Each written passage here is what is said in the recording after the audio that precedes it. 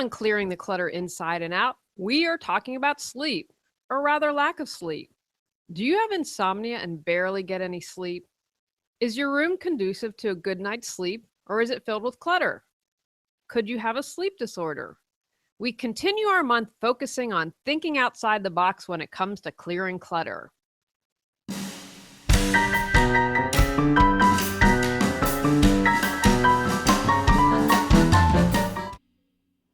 Are you overwhelmed by clutter, looking to organize your life? Do you feel stuck and are ready for a change? Every Tuesday at 1 p.m., join award-winning professional organizer and coach Julie Coraccio on Clearing the Clutter Inside and Out as she supports you in navigating the waters of decluttering your life and getting organized.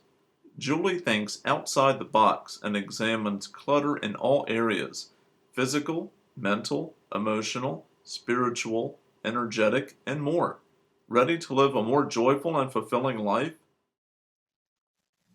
A few months ago, I had insomnia. I was exhausted. I couldn't think, I couldn't function. And I noticed that when this happened, the clutter on the table in my office grew.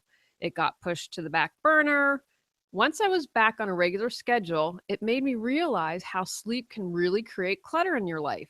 I was worried more without sleep, so getting mental clutter.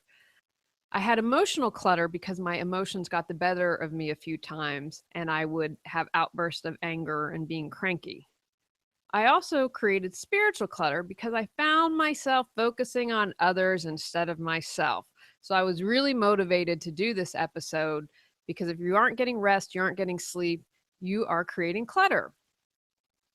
The Center for Disease Control believes lack of sleep to be a public health epidemic. Insufficient sleep contributes to depression, skin aging, weight gain, more disagreements, and marital dissatisfaction. The February 16th issue of Consumer Reports also says that getting less sleep can harm health, and sleep shortages contribute to heart disease, obesity, lowered immunity, and type 2 diabetes. If you're considering taking sleeping pills, I highly encourage you to get the Consumer Reports February 2016 issue and read it. I found these statistics from Sleep Med of Santa Barbara. Congratulate your SEO guys because they're doing a really wonderful job for you.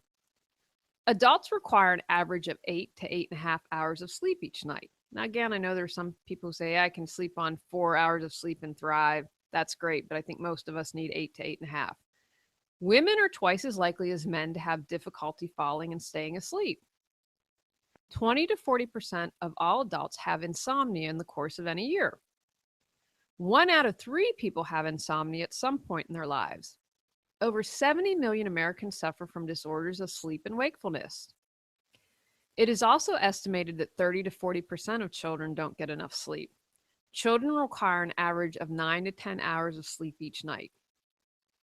Clear your clutter. First things first, declutter. A cluttered room overwhelms our senses and makes it more difficult to relax and can make us more anxious. Having a cluttered bedroom can lead to emotional clutter of guilt and frustration, and that goes for all your other rooms as well, but we're concentrating on the bedroom today. According to Michael Bruce, PhD from WebMD, when you walk into a room, what your eye sees can actually determine whether or not you're going to have an easy time falling asleep or a bad time. The first thing I tell people is get the clutter out because it's pretty hard to fall asleep with a stack of laundry over here and a big pile of books over there and a jumbled night table. Getting that stuff out of the way so when you walk in, you're in a more peaceful, more serene surrounding. See, there really is a science behind all of this clutter. From psychologist Sherry Carter's article, Why Mess Causes Stress. A study was done where people were asked about their sleep patterns and their messiness. About 30% of the group were considered at risk for developing a hoarding disorder.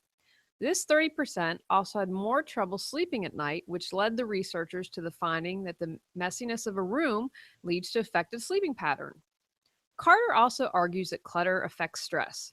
The lack of sleep that the mess leads to can cause it, but other things can cause stress too.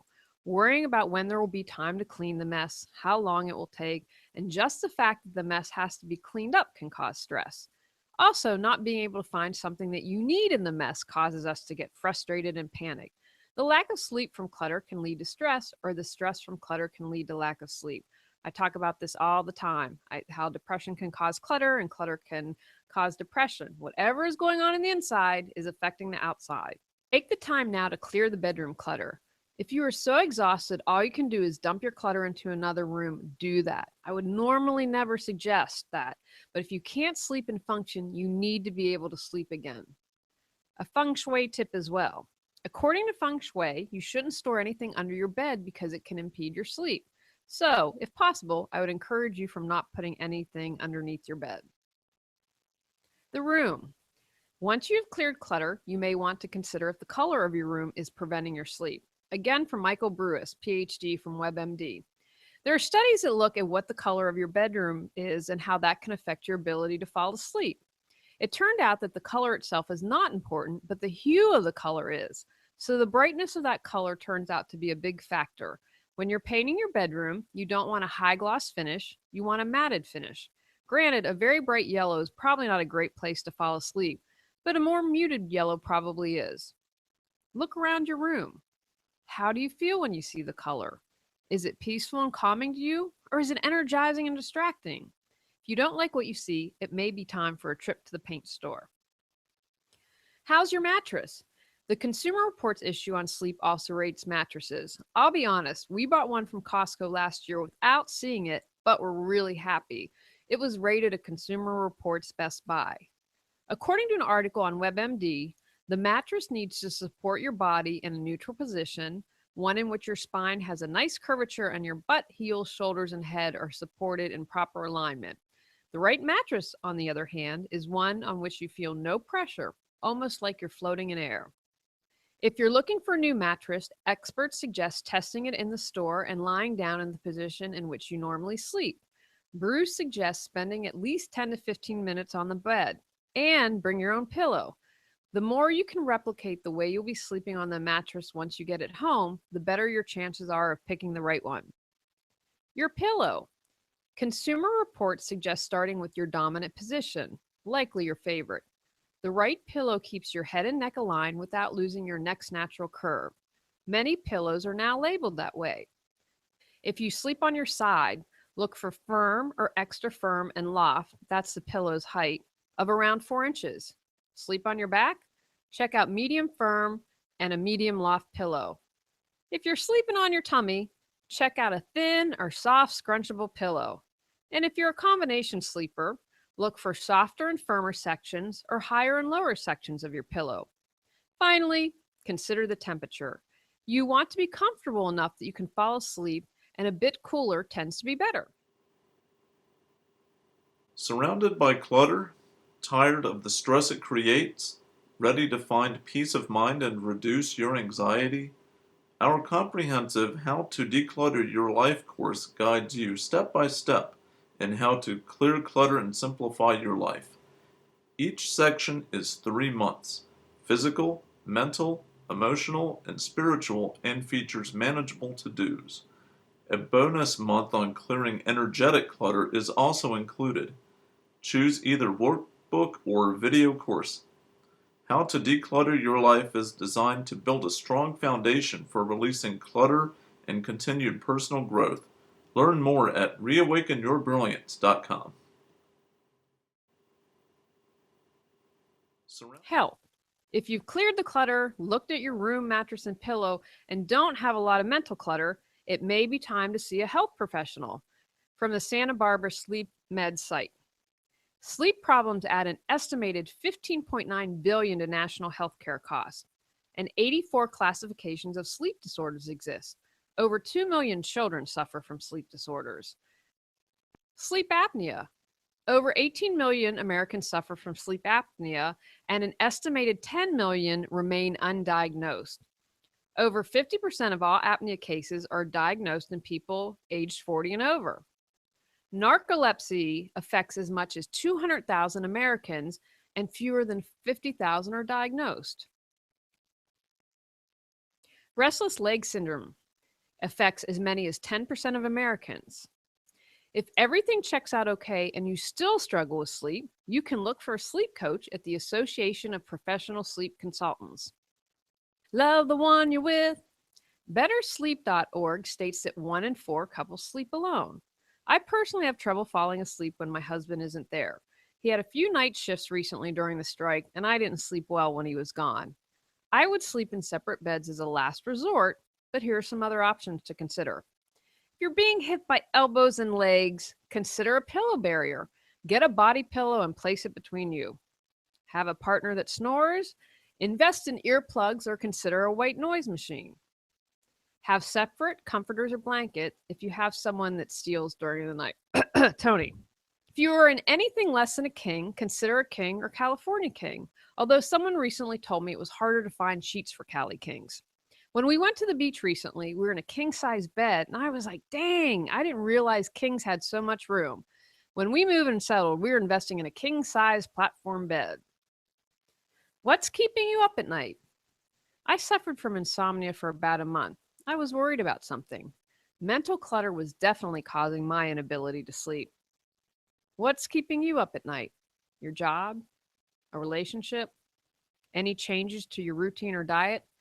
Take the time to sit down and see if you can pinpoint what is the cause of your stress. Once you figure out what it exactly is, you can go from there. If you're worried about something, take steps in the present moment to alleviate your concerns. A regular mindfulness practice can also reduce your mental clutter. Consider beginning a bedtime routine if you don't have one. Try to get up and go to bed at the same time, even on your days off. Getting out in the sunshine early in the day, as well as the afternoon, can help set your 24-hour clock. Regular exercise encourages sleep. Watch your caffeine intake. I know I can't have caffeine after 3 p.m. or I'm doomed. Most people recommend no later than 6 hours before your bedtime. Cut out the naps. Have an early light dinner. Quit the computer and other gadgets for a few hours before bed. An hour before bed, dim the lights and do something relaxing. Read, meditate, listen to music. Energetic. How does your space feel? Welcoming, peaceful, relaxing? Or does it feel heavy and uninviting? Consider using sage, aromatherapy, or another way to clear energetic clutter. Listen to episode number 79 from October 27th, 2015, Clearing Energetic Clutter Through Space Clearing, for more details on how to clear energetic clutter in your room. Takeaways from today's podcast. Declutter. A cluttered room overwhelms our senses and makes it more difficult to relax and can make us more anxious. Having a cluttered bedroom can lead to emotional clutter of guilt and frustration. If you have cleared the clutter, looked at your room, mattress, and pillow, and don't have a lot of mental clutter, it may be time to see a health professional. What is keeping you up at night? Job, relationship, changes to routine or diet? Take the time to sit down and see if you can pinpoint what is the cause of your mental clutter. Go out, clear the clutter to create the life you choose, deserve, and desire. Ready to clear clutter and share your gifts with the world? The journey of 1,000 miles begins with one step, so what step will you take today? Sign up for our newsletter and receive a free copy of our 10 Steps to Clearing Clutter. Julie Coraccio provides coaching, professional organizing and speaking, organizing classes, positive affirmations, and her unique How to Declutter Your Life course. Learn more at reawakenyourbrilliance.com. Subscribe to Clearing the Clutter Inside and Out and join us next Tuesday at 1 p.m.